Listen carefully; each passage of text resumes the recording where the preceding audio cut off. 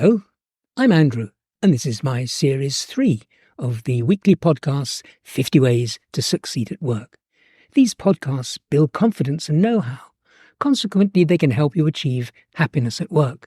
By the way, that's also the title of my book, available at Amazon and from the book's website, My Happiness at Work. Now for today's episode in Series 3. You're listening to episode 19 in Series 3, 50 Ways to Succeed at Work. Today's episode is Stop Being Invisible. Boost your visibility and enhance your career. Are you a diligent contributor? An overlooked innovator? A silent team player? Or perhaps a quiet leader? Feeling invisible at work is a shared experience that can affect anyone, regardless of gender. If you suffer from this feeling, there are ways to change the situation and build your career. Despite regularly delivering high-quality software, Matteo is a diligent contributor who rarely wins recognition or praise. One reason is his introverted nature. His reluctance to self-promote fuels his current invisibility. What does Matteo do? After discussing his concerns with a mentor, Matteo actively shares his achievements in team meetings.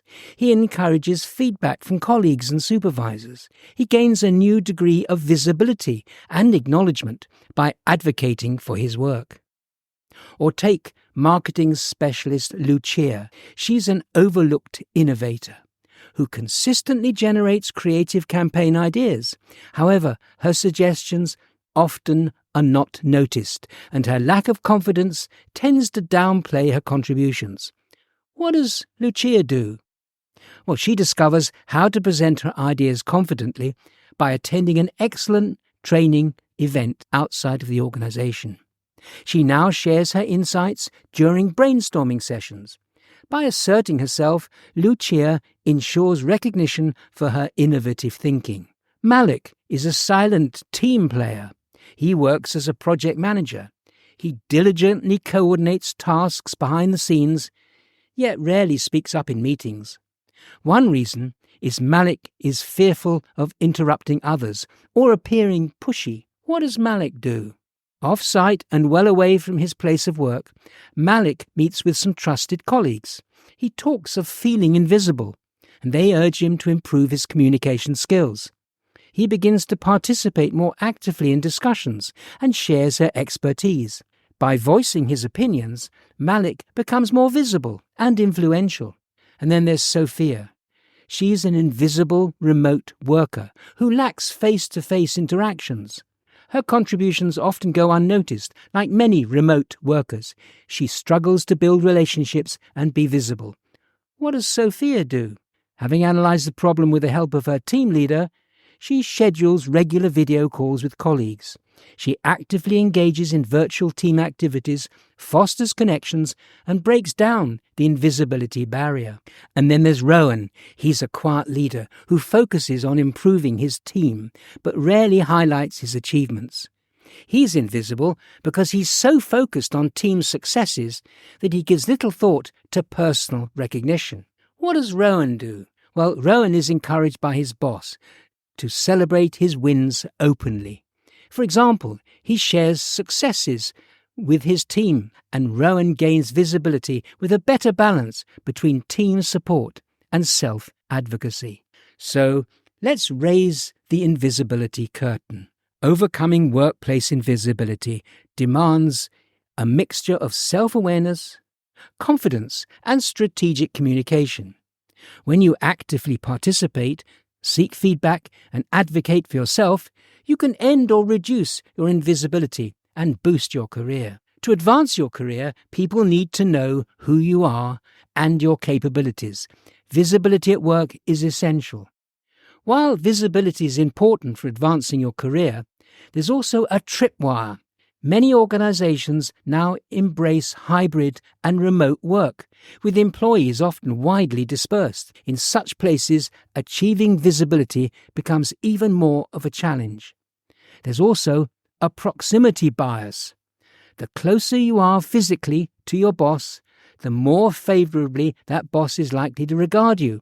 For example, studies show that over half of supervisors overseeing remote workers admit that they see the remote employees as more replaceable than on-site workers.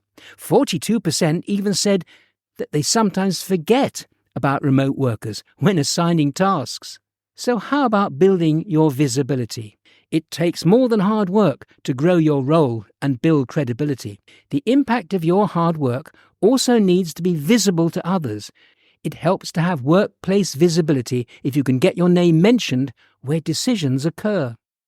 You need to be included in career-shaping projects and be known to want to land a promotion. If other people don't know what you've accomplished, how can you expect to achieve your full potential for advancement? So let's look at some steps for becoming more visible at work. First, make a move. Being visible requires purpose and intent. For example, if you usually don't talk in meetings, start speaking up or follow up immediately afterwards with the meeting host. Remember, humility doesn't equal silence. Secondly, deliver quality work. It seems obvious, but be visible for the right reasons. Do good work. When people can count on you for quality work, you'll earn a reputation as a reliable, trustworthy, valued, and needed team member, leading to, guess what?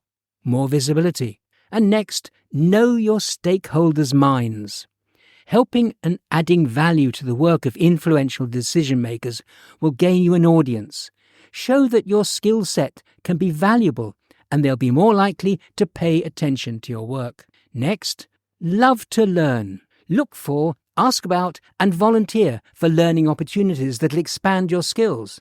Does your organization offer cross-departmental job rotations? Could your manager use an extra hand for a time-sensitive project? Seek out learning opportunities with urgent and promotable tasks. Next, be kind. People want to collaborate with kind, thoughtful, good people. Be the person that people enjoy being around and having on their team. Experts underscore that kindness can reduce employee burnout, boost self-esteem, and trigger positive emotions and increase overall well-being. Treat being kind as an opportunity to hone your soft skills, such as empathy, compassion, resilience, and adaptability, traits that allow others to see you as approachable, collaborative, inclusive, and a valuable employee and emerging leader. Next, make a connection. Don't be shy about linking up with other visible superstars at work. Do this without selfish intent. Instead, connect and build relationships with those you admire to understand how they earned their visibility. With visibility, you can more easily enter conversations with people who are new to you. This is a great way to expand your network. Those influencers who value your contribution can introduce you to other decision makers elsewhere, even those in their external networks who may one day become really valuable contacts. Most importantly, visibility can shape whether your workplace feels inclusive and engaging. Research shows that feeling included at work leads to higher commitment and engagement. So what are my final thoughts? Well, being visible at work has many benefits. First, it gives you more influence, which is a must for career advancement. You don't have to be a high-power, high-level person to build leverage. Your visibility rests on your ability to shape the feelings, beliefs, and actions of others. And finally, workplace visibility can open the door to new opportunities that might otherwise stay closed or hidden. It helps if key decision makers know who you are and what you do and believe your work has a positive impact. You've been listening to an episode of Series 3 of my weekly podcast, 50 Ways to Succeed at Work. You can hear the other podcasts at the 50ways.site, that's 50.site.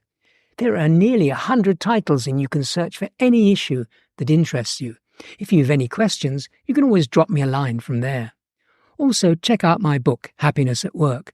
It's packed with great stories, compelling advice, and suggestions for tackling real issues that you can encounter at work. It's at Amazon or at the book's website, myhappinessatwork.com. There's also an audio version if you prefer listening. Join me next week for another unmissable episode in Series 3. Bye for now.